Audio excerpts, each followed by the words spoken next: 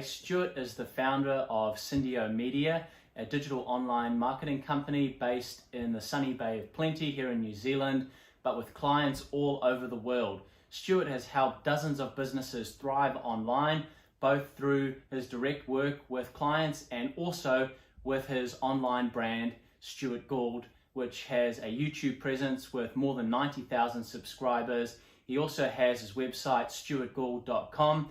And I'm really looking forward to chatting to him about a whole range of topics today. So you've been able to produce income which requires little to no work every single month of more than $10,000, which to a lot of people would be quite a substantial life-changing amount. Can you tell us a bit more about the work that's involved and required to get to that level, and also a bit more about the journey you've walked to get there? But kind of taking a step back, so I first started with Syndio Media, which again is a digital media and marketing agency, and the whole intention of that brand was to really just help small business owners transition online, helping them with establishing an online presence with a website, setting up their different social media channels, helping them with their marketing, whether it's Google ads, it's Facebook ads, PPC, different types of campaigns, different types of networks and channels.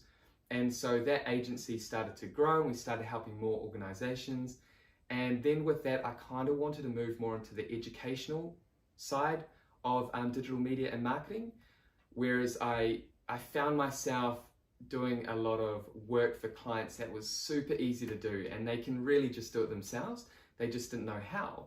So that kind of got me into starting to create actually YouTube videos, which were actually tutorials to begin with that I'd use to send to my clients for them to just do a lot of these small tasks themselves. It might be updating a post on social media, it might be making a change on their website, and I'd show them how to do that on a video. So that way they save money. I can leverage this video and just share it with all my clients that needed to make these small changes. Kind of just started growing a bit more. Started reaching more people all around the world with the channel and the personal brand. And when that started happening, we started seeing people reach out to us from all around the world, small businesses, plumbers, electricians, builders, dentists reaching out to us from the US, Australia, Canada, just wanting help with their website, with their online branding. And so that was quite cool to see that the YouTube videos, the tutorials were reaching people organically all around the world, and then they'd reach out to us and then would do little jobs for them, so we're generating clients through YouTube organically. And then it started creating, we obviously got monetized and it started generating quite high amounts of residual income through AdSense, which is basically just ads on your videos. And yeah, you get paid monthly, which is really cool. And that was just an additional income stream, which ended up growing quite quickly over the last 2 years. So it's quite cool with that personal brand, Stewart Gauld, the YouTube channel. We're able to reach a lot of small business owners around the world, help educate, help them upskill, and help them essentially thrive online. And while we're doing that, we're also getting paid by YouTube, and then obviously with the clients we're getting, we funnel those through to Syndio Media, which is the agency. The big video that really helped your YouTube channel explode was how to use Zoom at the start of 2020, when large parts of the world were going into lockdown and needed to do online meetings. Was that a video that you planned to do in advance, or was it something which came about from you seeing what was happening?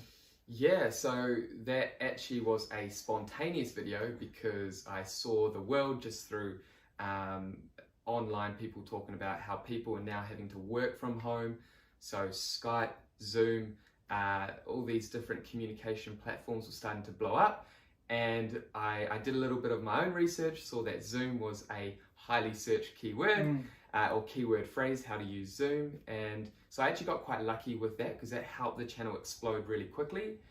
Before that, I was creating about 1 or 2 videos every week for about a year and a bit, and saw slow but consistent growth as soon as that video came out, because there was a need for that video. People needed to know how to use Zoom, how to communicate online with their teams remotely. And so that just took the channel up to the next level. And then just through consistency and building the channel and continuing to provide the content that I knew people wanted to see, that my audience wanted to see, small business owners, just took off. So yeah, that was really the turning point for that channel, for the personal brand. So super grateful that YouTube took that video and ran with it, because that whole journey kind of transformed over time. It started off as just tutorials to help my clients. Then I realized the potential in generating leads, and then it was sponsorships and generating income through AdSense. So it was kind of like a progression of the growth of the channel, realizing what was working and what wasn't working, and the potential of YouTube in creating content. It really just shows the ability to influence people, especially when you focus on one particular platform, which is exactly what you've done. You haven't, until recently, stretched your wings out to other platforms like Facebook and Instagram, unless it's for clients, but specifically for your brand, your big focus has been just on YouTube for you. Did you ever consider going onto other platforms earlier on and investing in that along with YouTube, or was it always just about focusing just on YouTube? Yeah, well, good question. I'll quickly just go back to a point you mentioned. Sure. Was having a small audience on YouTube or another platform and monetizing that. So if you're thinking about starting a YouTube channel or another platform, you don't need a big following. You don't need a huge audience. You know, there's other ways to monetize your brand. And that's kind of what I did in the beginning. It was generating leads through those videos. There's also affiliate links, like you mentioned. And you only need a few clicks, a few conversions, a few leads per month to actually create a full-time income. So you don't need a huge brand. You just do not need a huge channel to actually start monetizing and creating a significant income. So if you're thinking about monetizing your small brand, you're thinking about starting a YouTube channel or another brand on another platform, then you don't need a huge audience. You can have a micro audience, a specific audience that follows you because of the value that you're offering. And there's so many different ways you can monetize that audience, through affiliates, through generating leads because you're providing educational content, sponsorships. There's so many ways you can monetize your brand. So micro brands do really well because they have such a niche audience that kind of has so much respect and connection to that creator, to that brand. So going back to that point, you don't need a big brand, a big channel to start creating a significant monthly income. So going back to your question, which was I thinking about other platforms outside of YouTube? Yes, I was thinking about them, but I didn't get much traction on these other platforms purely because I was focusing on search. I wasn't creating engaging, kind of like binge-worthy content like some creators and brands do. It was purely education focused. It was purely for people searching for specific solutions to their problems.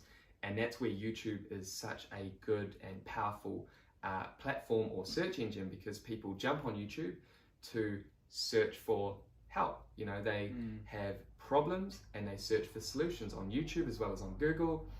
And that's kind of what I saw in the beginning, and that's why I doubled down on YouTube rather than these other platforms.